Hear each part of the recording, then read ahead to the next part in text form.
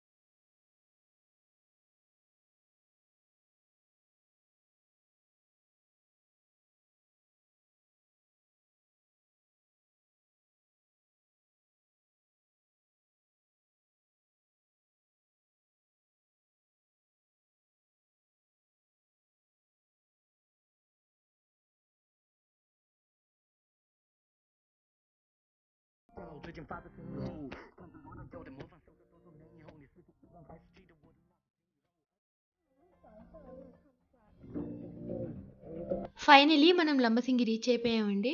So ఇక్కడ నుంచి మనం వ్యూ పాయింట్కి వెళ్ళాలి. ఇంకో 1 కిలోమీటర్ డిస్టెన్స్ ఉంటుంది. సో మేము ఇక్కడికి వచ్చేసరికి టైం వచ్చేసి 6:15 అయింది. ఇక్కడ కొన్ని చిన్న చిన్న హోటల్స్ ఉన్నాయి. మనకి ఫుడ్ అంతా ఏమైనా కావాలంటే కనుక ఇక్కడే దొరుకుతుంది. ఇంకా ఫ్రంట్కి వెళ్తే కనుక మనకి అక్కడ ఏమి ఉండవు. సో ఇక్కడే మేము బ్రేక్ఫాస్ట్ చేసేసి ఇక్కడ నుంచి వ్యూ పాయింట్కి స్టార్ట్ అయ్యాము. సో చూసారు కదా, మొత్తం అంతా స్నో అనమాట. బ్యాక్ సైడ్ మొత్తం కవర్ అయిపోయింది. ఇక్కడ నుంచి మనం వ్యూ పాయింట్ చూడడానికి వెళ్తున్నాము. ఇప్పుడు వచ్చేసి టైం 6:30 అవుతుంది. 6:30కి మనకి లంబసింగిలో సిచ్యువేషన్ ఇలా ఉందన్నమాట.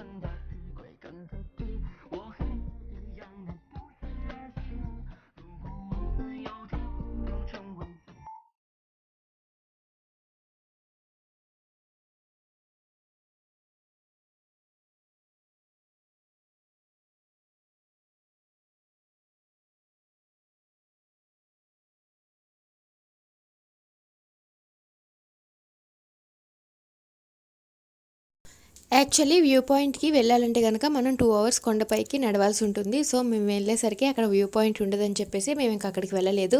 డైరెక్ట్గా స్ట్రాబెరీ గార్డెన్స్ దగ్గరికి వెళ్ళామన్నమాట. సో స్ట్రాబెరీ గార్డెనింగ్ వచ్చేసి చూసారు కదా, హ్యాపీ స్ట్రాబెరీ ఫామ్ చాలా చాలా బాగుందండి. ఇక్కడ డైరెక్ట్గా మనకి స్ట్రాబెర్రీస్ పండించి అక్కడికక్కడే డైరెక్ట్గా అమ్ముతున్నారనమాట. మేము వచ్చేసి టేస్ట్ చేసాం. టేస్ట్ వచ్చేసి కొంచెం అంత స్వీట్నెస్ లేదు, కొంచెం పుల్లగా ఉన్నాయి. యాక్చువల్గా ఒరిజినల్ స్ట్రాబెర్రీస్ అనేవి మనకు అంత స్వీట్నెస్ ఉండదన్నమాట. సో ఇక్కడ వచ్చేసి ఒక్కటే దగ్గర మనకి స్ట్రాబెర్రీ ఫార్మింగ్ ఉందండి. చాలా చాలా బాగుంది. నేను ఫస్ట్ టైం అనమాట స్ట్రాబెర్రీ ఫార్మింగ్ చూడడం.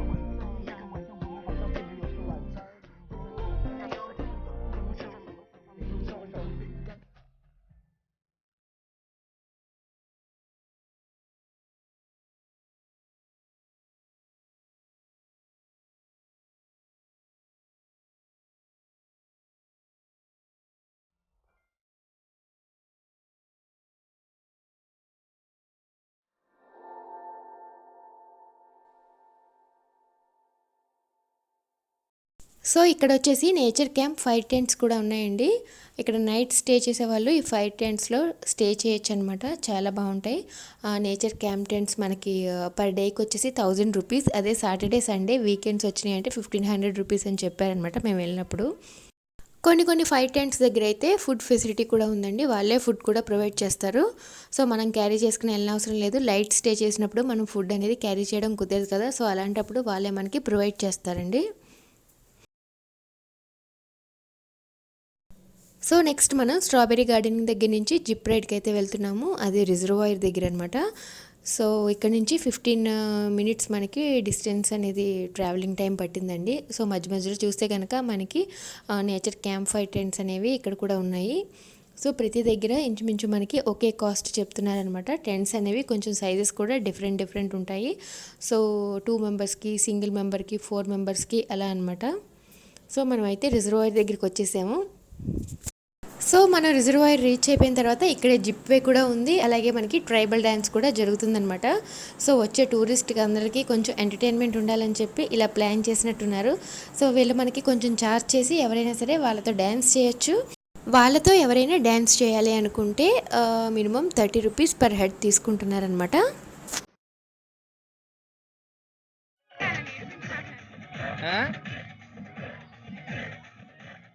నేర్పిస్తున్నాడు.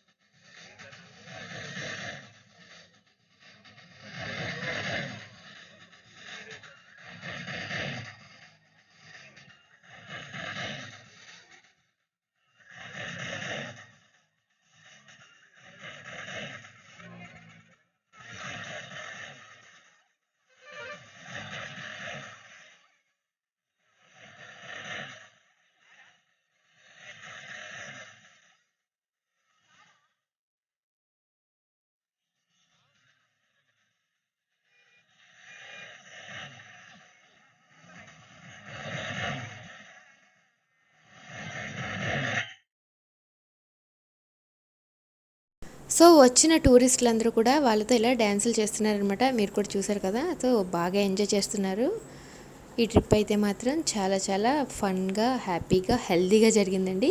సో ఎవరైనా వైజాగ్ చుట్టుపక్కల ఉంటే మాత్రం డెఫినెట్గా లంబసింగిని విజిట్ చేయడం మాత్రం మర్చిపోకండి. మంచి ప్లేస్ అనమాట ఇది ఈ సీజన్లో. సో నెక్స్ట్ మనం ఇక్కడ నుంచి వచ్చేసి జిప్ రైడ్కి వెళ్తున్నాము. ఇప్పుడు మీరు చూస్తున్నది జిప్ రైడ్. పర్ హెడ్కి వచ్చేసి 200 రూపీస్ అండి. సింగిల్ రైడ్కి 200 అనమాట. సో నేనైతే ఫస్ట్ టైం ఎక్కాను. చాలా ఎక్సైటెడ్గా ఫీల్ అయ్యాను. ఫస్ట్ మా ఫ్రెండ్ వెళ్తున్నారు, నెక్స్ట్ నేను వెళ్ళబోతున్నాను.